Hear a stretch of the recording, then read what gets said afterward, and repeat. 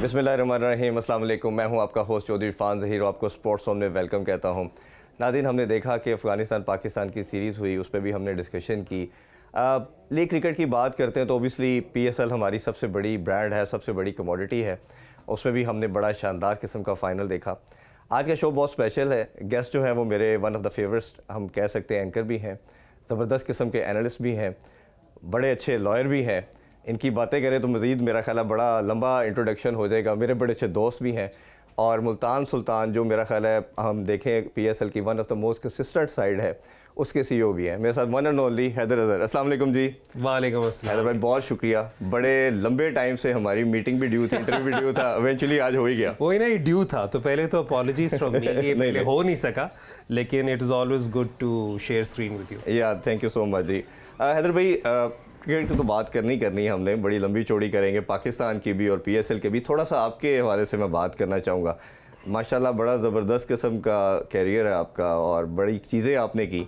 Somehow मेरा आपसे career मिलता जुलता भी है तो मेंटोर भी हैं, इसी वजह से आप हमारे सीनियर भी हैं। थोड़ा सा अपने जर्नी के हवाले से बताइए, अपनी एजुकेशन कहाँ से हासिल की और करते करते ये स्पोर्ट्स की साइड पे किस तरह आ गया। You been very very kind.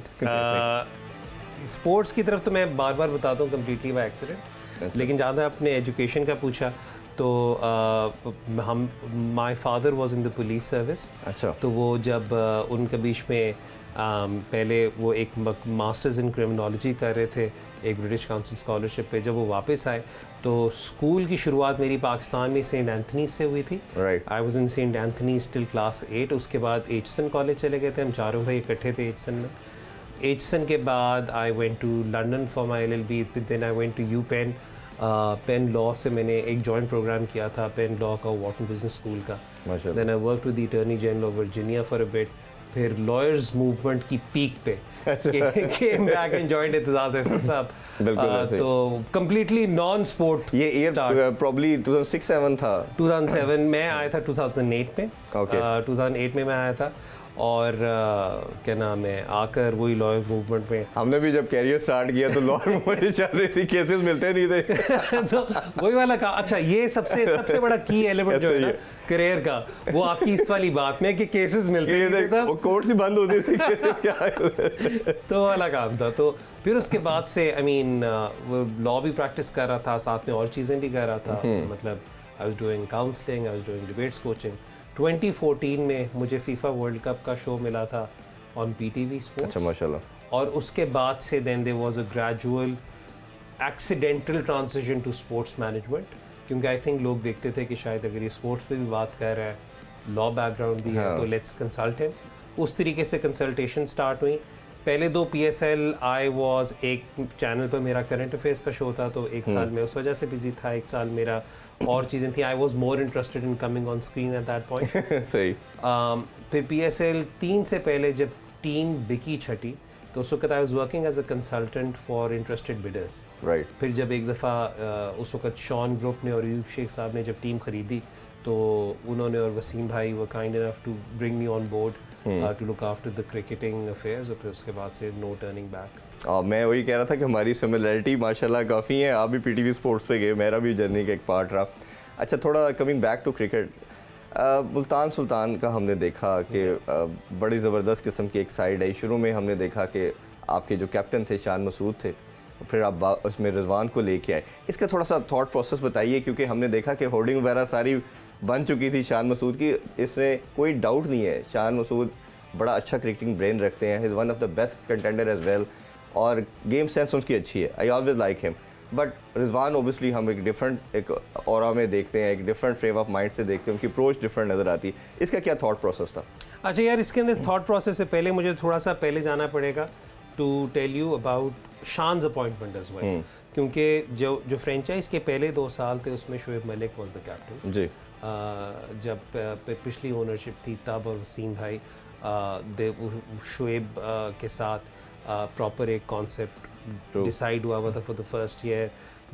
मैं अभी भी कहता हूँ, मैं हमेशा कहता हूँ कि जो टीम PSL 3 में मुल्तान सुल्तान ने ड्राफ्ट की थी उससे ज़्यादा अच्छी तगड़ी टीम हम शायद कभी पेपर पे ड्राफ्ट ना कर सकें। ये बात अलग है कि हम प्ले ऑफ तक नहीं पहुँचे थे, बट पहले 6 में से 4 जीते हुए थे एंड एवरीथिंग लाइक दैट। दूसरा साल जो था वो जब कोई ओनरशिप नहीं थी, तो वो हमारे लिए एक बड़ा एक अजीब सा साल इसलिए था क्योंकि हम लोग ड्राफ्टिंग कर रहे थे as care takers of the franchise, और हमें उस वक़्त एक रिस्पॉन्सिबिलिटी ये दी गई थी कि we have to make the team comparative yet appealing to any new prospective owner. तो उस वक्त हमने बड़े बड़े नाम ड्राफ्ट तो किए, वो नहीं आ सके इंजरीज़ की वजह से, कुछ और वजूहत से, तो उसकी वजह से हमने स्ट्रगल किया। लेकिन एक प्रॉपर तरीके से जब हमने मतलब ये जब नई ओनरशिप आई, जब आलमगीर खान तरीन साहब आए जो एक बहुत बड़े फ़ैन हैं बेसबॉल के, मतलब हम मनी बॉल की बात करते हैं, वो एक्चुअल में ओकलैंड एस के फ़ैन हैं। अच्छा। मतलब इतने सालों से।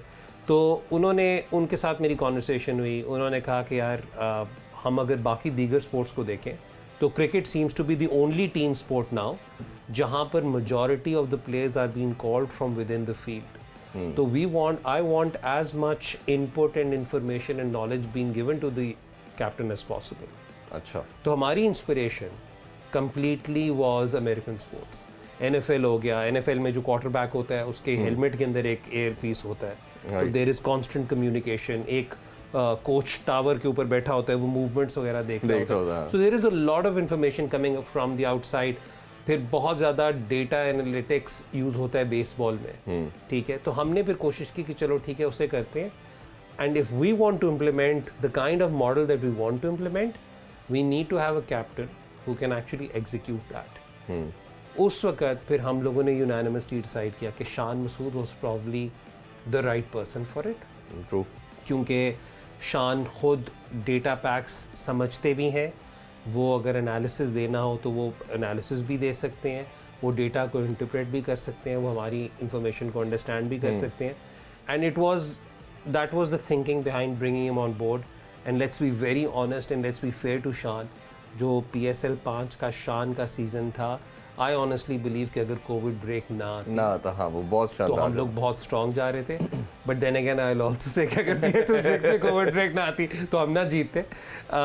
तो वो तो शान को अपॉइंट करने की तो ये वजह थी, ठीक है। एंड हमने जब PSL 6 का ड्राफ्ट भी किया था तो शान मसूद वाज द कैप्टन जिसके साथ हमने ये सारा प्लान किया था। अब चक्कर ये है कि जब हम ड्राफ्ट कर रहे थे तो उसमें जब हम डिफरेंट ऑप्शंस देख रहे थे तो we wanted a Pakistani wicket keeper. Okay. अब जब हमने पाकिस्तानी विकेट कीपर आइडेंटिफाई किया हुआ था तो देयर वाज यूनानिमस कंसेंसस कि अगर आपको रिजवान सिल्वर तक मिलेगा आप मोहम्मद रिजवान को उठाएंगे, क्योंकि वी न्यू के बीच में वो नहीं पिक हो सकते। अल्लाह का करना ये था कि हमने अभी आराम से सोचा हुआ था कि आराम से पिक करेंगे, और हमने बैकअप्स भी तैयार किए हुए थे। हमारे बैकअप्स रिजवान से पहले पिक हो गए। अच्छा। तो जब हुए तो हमने कहा यार इस वक्त रिजवान का, शान ने कहा कि I want Mohammad Rizwan, Andy Flower ने कहा आई वांट मोहम्मद रिजवान।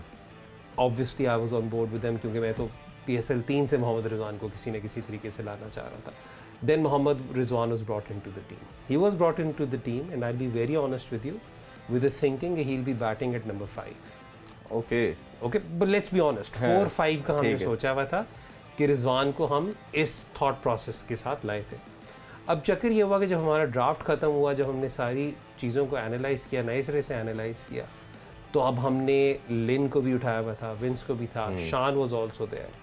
रिजवान का भी अगर हमने मैक्सिमाइज उन्हें करना था तो उन्होंने टॉप 2 में खेलना था या टॉप 3 में करने, बहुत ऐसे ही है। हाँ, सुहेब भी ओपन कर रहे थे आप। सुहेब को हमने उठाया 3 के लिए था, लेकिन वो चल रहा था मिक्स, कभी ओपन भी कर रहे थे। नहीं ओपन नहीं कराया था हमने, लेकिन सुहेब को या हमने 6 पे भेजा या 4 पे भेजा, वो तो हमने 3 पे अबू धाबी जाके भेजा। हाँ, ये वाला काम। हाँ।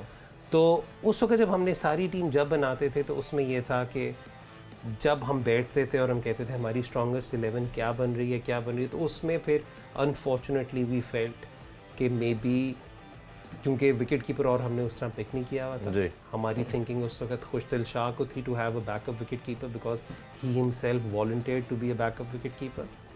तो हम लोगों को ये नज़र आया कि if Rizwan is going to play, we didn't want both of Rizwan and Shan to be playing somewhere in the middle, क्योंकि अगेन लेन और फिर विंस से ओपन करने का सोचा हुआ था।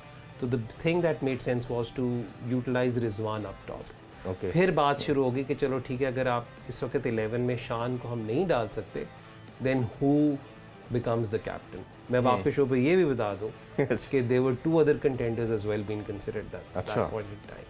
One was Shahid Afridi, okay because he was still with the franchise and we loved Lala and Lala loved the franchise as well. और एक जेम्स विंस भी थे, ओके ठीक है। और उस वक़्त लाला ने ख़ुद कहा था कि यार मैं मेंटोर करना चाहता हूँ उस वक़्त कप्तान को। और हमने जब बैठ के देखा तो with all the leadership qualities and again उस वक़्त Mohammad Rizwan was not the Mohammad Rizwan which you are seeing. Yes, मैं यही कहने लगा था कि उस टाइम तो वो इवन उससे प्रीवियस सीजन हम तमाम देखें तो वो कराची किंग्स के लिए वो तो पिक ही नहीं होते थे। He was in the squad but was not in the playing 11, तो वो उनके लिए तो बड़ा एक डिफ़िकल्ट जर्नी था। फिर वो रिजवान आते हैं और जो उन्होंने किया, जो उनकी परफॉर्मेंसेस थी वो हम सब के सामने है। थोड़ा सा PSL के हवाले से अब बात करते हैं। सीज़न 6 के अंदर हमने देखा कि you were the champion as well, और 3 दफ़ा के फ़ाइनल खेलने का भी एजाज़ मुल्तान सुल्तान के पास है। जब जीते आप तो उसमें अच्छी परफॉर्मेंस हुए मकसूद की थी, एक मतलब बड़ा एक क्वेश्चन था और बड़ा ज़बरदस्त किस्म का उसका कमबैक भी टीम में हुआ। लास्ट सीज़न में he was the part of the team but not selected in all the matches. इस दफ़ा आपने पिक ही नहीं किया, उसकी क्या रीज़न बनी?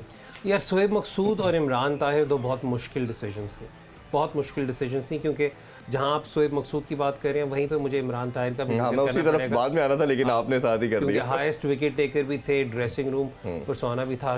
सुहेब का तो एक बहुत बड़ा एलिमेंट, बहुत बड़ा जो एक एलिमेंट था वो मुल्तानी का। हाँ, मुल्तानी तो सुहेब ने हमेशा he is given his all for Multan. मतलब मैं तो बहुत बड़ा शोएब मकसूद फ़ैन हूँ, हमेशा रहूँगा। हमारे साथ ये था कि जब हमने उसकी असेसमेंट की थी उस वक्त सिचुएशन में, वो ये था कि PSL again I don't want to be very very harsh कि इतना कट थ्रोट भी नहीं होना चाहिए। PSL 6 में he was player of the tournament. PSL 7 for various reasons his performance were not to the mark that we were expecting them to be for us, ठीक है। चक्कर फिर ये हो गया था कि जब सुहेब की रिटेंशन की बात आ रही थी उसमें प्रॉब्लम ये था कि हमारे 7 रिटेंशंस बहुत स्ट्रेट फॉरवर्ड थी हमारे लिए। ओके 8वीं रिटेंशन पर हम ये सोच रहे थे कि क्या हम इस वक्त, क्योंकि हम लोग बहुत ज़्यादा रिलाई कर रहे थे इमर्जिंग बॉलर्स पर, तो हमने जब सारा इमर्जिंग का पूल देखा था हमें ये लगा कि जो 2 बेस्ट इमर्जिंग बॉलर्स हैं वो दोनों हमारे पास हैं। अगेन ये वो 2 लड़के हैं जो पिछले season I don't think anyone was taking, हाँ, किसी को पता ही नहीं था बिल्कुल, मतलब दे weren't taking them seriously। अब आज का तो तीसरा सीज़न था एज इमर्जिंग, वो तो लक ऐसी थी कि उसने अंडर 9 मैचेस खेले थे तो क्वालिफाई करता था। तो हमने फिर ये वाला गैम्बल ये लिया था कि हम फिर इस वक्त ये कर लेते हैं कि हमारे पास फॉरेन बैटिंग भी इस वक्त सही है, हमारे पास 3 पाकिस्तानी बैट्समैन भी सिक्योर्ड है, ठीक है। तो हम फिर इस वक्त इमर्जिंग बॉलर्स को सिक्योर कर लेते हैं, बाद में देखी जाएगी कि हमने क्या करना है इन द ड्राफ्ट। ओके तो हमने पहले तो थिंकिंग ये थी। फिर उसके बाद जब रायली का भी पूरा साल एट नंबर 3 परफॉर्म होता रहा तो वी फेल्ट कि प्रोबेबली सुहेब के साथ भी जाती होगी if Suhaib is not walking into the 11। So that was the thinking, it was a very tough, it's tough but it's a fair one. या I won't even say it's a fair one. I think नहीं, मतलब I think it was ऐसा unfair also, combination. मैं apart from it अगर हम इस question पूछने से पहले तक तो मैं समझता था कि इट वाज नॉट जस्टिफाइड जिसने टाइटल जिताया है और आप उसको फिर स्क्वाड का पार्ट नहीं रखते, but as per your reply is concern उसके बाद आई फील आई कंटेंटेड कि हाँ रूसो ने जो परफॉर्मेंस नंबर 3 पे दी है या टिम डेविड को आप बाय नहीं कर सकते, या पोलार्ड आपके जिस नंबर पे पोलार्ड को तो हमने बाद में लिया। हाँ, पोलार्ड को तो हमने बाद नहीं, मैं कह रहा हूँ जिस नंबर पे वो खेल रहे थे तो उसमें इससे बड़ा पावर हिटर तो कोई भी नहीं हो सकता। अच्छा, तो ये हमने बॉलिंग की भी थोड़ी बात कर लेते, ये दोनों हीरे कहाँ से, अब्बास तो चले थोड़ा नज़र आ रहा था, एहसानुल्लाह की ऐसे किसकी फाइंड थी, कैसे देखा, और जिस पेस पे ये बॉल करता चला जा रहा, और जिस तरह अभी अफगानिस्तान के खिलाफ बॉलिंग की, हर बॉल 150+ नॉच की करना ball, that is not easy task, वो किसकी फाइट थी? अच्छा, मैं एहसानुल्लाह पे भी आपको बता देता हूँ। एहसानुल्लाह, क्योंकि I know now a lot of people are displaying pictures of Ehsanullah attending one trial और दी अदर, लेकिन ट्रायल कोई भी अटेंड कर सकता है। अगर आप उसे ना सेलेक्ट करें तो फिर वो आपके डेवलपमेंट प्रोग्राम का हिस्सा नहीं है। लेट्स बी वेरी ऑनेस्ट, अगर यही वाली बात हो तो ज़मान खान 2018 में मुल्तान के लिए खेल चुका है। अच्छा, लेकिन वी डिडंट। अच्छा हैदर भाई, अभी ब्रेक लेते हैं, ब्रेक से वापस आके इसका डिटेल जरा एहसानुल्लाह का रिप्लाई लेते हैं। नाज़रीन हमारे साथ ये don't go anywhere, stay with us.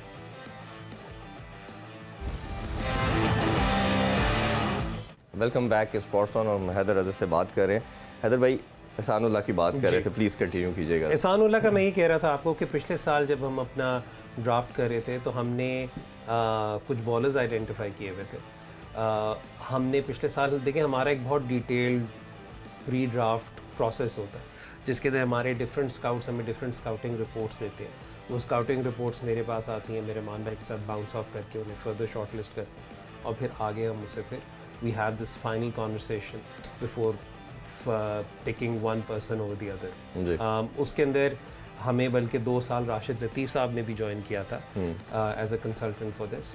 Rashid भाई की knowledge on the local players obviously everyone knows, तो हम उनके साथ आइडियाज़ बाउंस ऑफ करते थे। उसमें प्राइमरीली ये होता था कि मैं केस प्रेजेंट करता था, मुझे जब सबसे ग्रीन लाइट आ जाती थी तो वो केस पे पिक हो जाता था। कुछ केसेस में आपको ज़रा ज़्यादा लड़ना पड़ता है, कुछ नहीं लड़ना पड़ता था। एहसानुल्लाह की ये सिचुएशन थी कि एहसानुल्लाह, बल्कि इसी में अब्बास आफरीदी का भी जवाब कवर हो जाएगा कि हम लोगों ने जब PSL 7 के लिए ड्राफ्ट कर रहे थे तो हमने असेस किया था कि हमने इमर्जिंग बॉलर, फास्ट बॉलर उठाना है। तो हमने जब टारगेट किए हुए थे कुछ लोग हमारी लिस्ट पे थे, तो वो ड्राफ्ट थोड़ा सा यूनिक इसलिए था क्योंकि 2 खिलाड़ी जो इमर्जिंग थे वो वाइल्ड कार्ड में पहले पिक हो गए थे। अब जब वो वाइल्ड कार्ड में पिक हो गई तो हमारी टर्न नंबर 2 थी in the draft. We were definitely going to get one of 3 की प्लेयर्स जो हमने आइडेंटिफाई किए हुए थे। मतलब पता ही था कि हमें मिलने, लेकिन जब उन्होंने वो किया तो प्लान ऊपर नीचे हुआ। तो उसके बाद फिर हमने ऑन द स्पॉट एक डिसीजन तो ये ली कि we want to have an experienced emerging bowler. ठीक है। और हम अब्बास आफरीदी पे बहुत ज़्यादा कन्विंस्ड थे।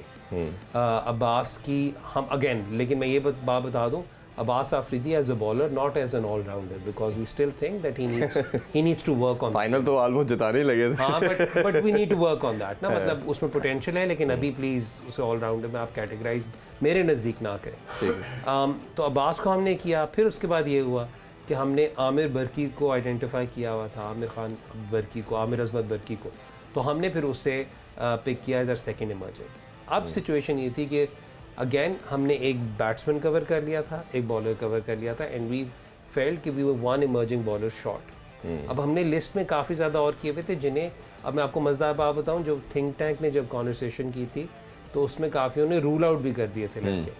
अब्दुल रहमान साहब ने जब सारी लिस्ट रहेगी, हमारी लास्ट बारी थी ये, सप्लीमेंट्री राउंड की लास्ट बारी थी, मैं कहा जी एक इमर्जिंग फास्ट बॉलर कम है। अब्दुल रहमान साहब ने कहा कि यार फिर इनमें से तो इस वक्त यही ठीक है, ये अभी रेडी नहीं है, लेकिन यही ठीक है, इससे फिर आप उठा लें। तो हमने फिर उस वक्त एहसानुल्लाह को उठाया था। There were other kids on the list as well. और जब हमने स्क्वाड देखा तो जब धानी की इंजरी खास तौर पे हुई तो हमें लगा कि काफ़ी वीक स्क्वाड है ऑन पेपर, क्योंकि नोबडी न्यू दैट कि ये किस तरह की बॉलिंग करेंगे। और जिस तरह की दोनों ने फिर टॉप विकेट टेकर रहे और शानदार बॉलिंग की, मेरा ख्याल है कि सारा क्रेडिट मुल्तान सुल्तान को जाता है। नहीं, इन्हें जाता है क्रेडिट। नहीं, उनको तो जाते ही जाता, ऑब्वियसली एफर्ट उनकी थी और अब टीम में शमूलियत होना, और मेरा ख्याल है बहुत आउटस्टैंडिंग किस्म की दोनों बच्चों की परफॉर्मेंस थी। हैदर भाई, थोड़ा सा फाइनल की बात करते हैं। फाइनल बड़ा ज़बरदस्त हुआ, 3 दफ़ा के फाइनल आप लोग खेल चुके हैं, ये भी एक यूनिकनेस है। ऑब्वियसली बड़ा हार्ड ब्रेकिंग, हार्ड रेंचिंग किस्म की तो वो होगी, 1 रन की डिफीट तो एक्सेप्ट भी नहीं होती बंदे से। आपका हमें मालूम है बड़े आप सीजन कल्चर्ड किस्म की पर्सनैलिटी हैं और क्रिकेट के साथ आपकी अफेक्शन वो भी हम सब जानते हैं। एक मैच का बैन लग गया आप पे, न्यूज़ बड़ी आई कि आपकी कुछ लड़ाई शड़ाई होगी।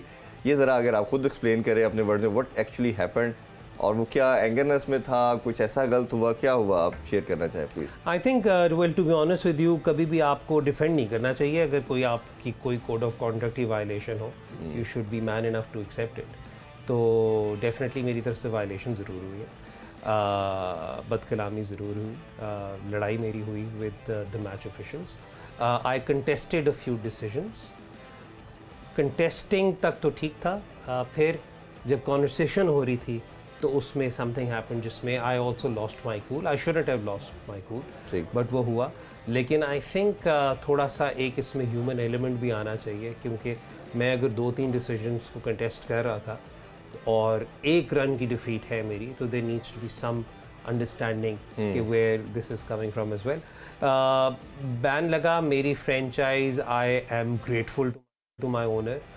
उन्होंने, मेरे हेड कोच ने, मेरे सारे प्लेयर्स ने, they backed me, they said you need to contest this, you need to file an appeal, you need to launch an appeal, but I don't think it will serve any purpose for me to launch an appeal. I think the process needs to be improved. वो फिर उस पर इंशाल्लाह ताला कोशिश करेंगे, we'll have a conversation with the PSL। लेकिन हाँ, मतलब आई वोंट से कि there was any, it was an unfortunate incident that took place. Yeah, it should not be happened. It should not have happened. No. And मतलब उसमें I will put my hand up, but I will also say that the whole picture, because maybe it is still part of an inquiry, I shouldn't be disclosing all the details in it. लेकिन yes, there was a violation of the code of conduct on my part. चले कोई नहीं, ये we know, everyone knows you कि आप कितना अच्छा काम कर रहे हैं, तो कई दफ़ा आप इस एक्साइटमेंट के अंदर या एंगरनेस के अंदर दोनों चीज़ों में हो जाता है। इरफान, आपको अपने प्लेयर्स को और अपनी टीम को डिफेंड करना होता है, that's part and parcel of the job. अगर उसके अंदर आपको कहीं पे कोई पेनल्टी मिलती है, दैट्स फाइन। Right, excellently. अच्छा, उसमें हम बात जैसे कप्तान की कि कोच आपने बड़ा तगड़ा एक किया, एंडी फ्लावर, और मैंने अपने कैरियर का पहला इंटरव्यू भी उनका किया, तो मेरे लिए इसलिए स्पेशल है, और मेरे one of the best buddy Grant Flower के वो भाई भी हैं, तो वो उनके साथ बड़ा एक अच्छा एसोसिएशन भी है। गेम अवेयरनेस मेरा मानना ये है कि उनसे ज़्यादा कोचिंग में शायद किसी के पास नहीं है, और जिस तरह वो लड़कों के साथ बात करते हैं, मैंने प्लेयर से भी इंडिविजुअली पूछा, कई प्लेयर से बात हुई, उन्होंने कहा जी परफॉर्मेंस के अंदर उनका भी बहुत बड़ा रोल है। कैसे देखते हैं उनका काम करने का स्टाइल को? और मैंने तो हमेशा उनसे जब भी बात होती है रिक्वेस्ट की जाती है कि please come and join Pakistani team, और पाकिस्तानी टीम की भी बड़ी ख्वाहिश रही बोर्ड की कि किसी तरह वो मान जाए, but he is not willing. तो उनका रोल को कैसे देखते हैं आप?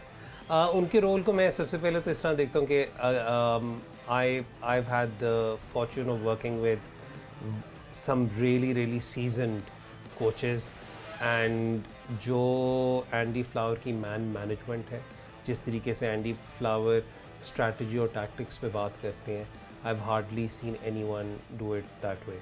हमारा ड्रेसिंग रूम में जो हेड कोच है, उसका इस तरीके से संभालना और सबको लेकर चलना is also, I mean hats off to him, क्योंकि वो भी एक अपने में एक बहुत बड़ा काम है। क्योंकि आप ये देखें कि मेरे ड्रेसिंग रूम में एंडी के अंडर भी 3 के 4 हेड कोचेज हैं। हाँ, मुश्ताक अहमद, अब्दुर्रहमान, और ये सारे सीनियर हैं। पहले ओटिस गिब्सन भी थे, बट अजहर महमूद रह चुके हैं। इन सबको साथ लेकर जाना, फिर अगेन ऑल्सो अंडरस्टैंडिंग कि अगर कोई स्ट्रैटेजी डिस्कशन हो रही है with someone from the franchise, जिसने फ्रेंचाइज में ड्राफ्ट किया है, सारा कुछ है, उनकी भी अंडरस्टैंडिंग लेकर चलना। So he runs a very inclusive dressing room. So I would think his man management is one key aspect. Plus I think the experience of doing things in all these different leagues, he knows कि कैसे किस तरीके से लेकर चलना है. लेकिन एक जो ख़ास बात है एंडी की, वो ये है कि वो जिस तरीके से एक फ्रेंचाइज का अगर एक उन्होंने टेम्पलेट सेट किया हुआ है, क्योंकि this is going to be our USP as far as playing cricket is concerned, he follows that and a remarkable coach. Obviously victory या ना मिलना या कभी मिलना, ये that is a part of the game, but जो उनका काम है वो नज़र आ रहा है. इट इज़ क्वाइट ऑब्वियस जितना ज़बरदस्त किस्म का आउटस्टैंडिंग उनकी तमाम किस्म लड़कों के साथ जो काम करने का मेथड है, दैट इज़ रियली आउटस्टैंडिंग. अच्छा, एक प्रॉब्लम भी PSL में हमने देखा, जहाँ हम बात करते हैं कि PSL पाकिस्तान की सबसे बड़ा ब्रांड है, कमोडिटी है, फाइनेंशियल्स का मसला नहीं हल हो पा रहा. और लास्ट रजीम के साथ तो आपका मसला काफ़ी हाइप पे चला गया.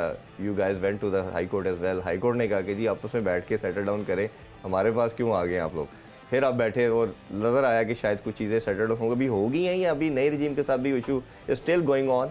अच्छा, पहले जो जब आप पिछली रजीम कहते हैं ना, तो उसमें मुझे कन्फ्यूजन हो जाती है कि आप कौन सी रजीम की बात कर रहे हैं. लास्ट रिसेंट रजीम की बात कर रहा हूं. अच्छा, नहीं, क्योंकि चक्कर ये कि अदालत वाला सारा काम तो एहसान मानी साहब के दौर में हुआ जी. ठीक है, और एंड क्रेडिट टू मानी साहब, उन्होंने फिर उसके बाद से बैठे, टेबल पे बैठे, उन्होंने बैठ कॉन्वर्सेशंस की, उन्होंने काफ़ी चीज़ों को एक्नॉलेज किया, अंडरस्टैंड किया. आई थिंक उनकी पब्लिक रिकॉर्ड के स्टेटमेंट्स हैं जहाँ पे वो फील करते हैं कि फ्रेंचाइजेस का कि कहाँ पर franchises didn't get the best part of the deal. ठीक है, और उन्होंने काफ़ी हद तक रिवैम्पिंग की. Credit to Ramiz Raja as well for signing off on the revised franchise model जो था.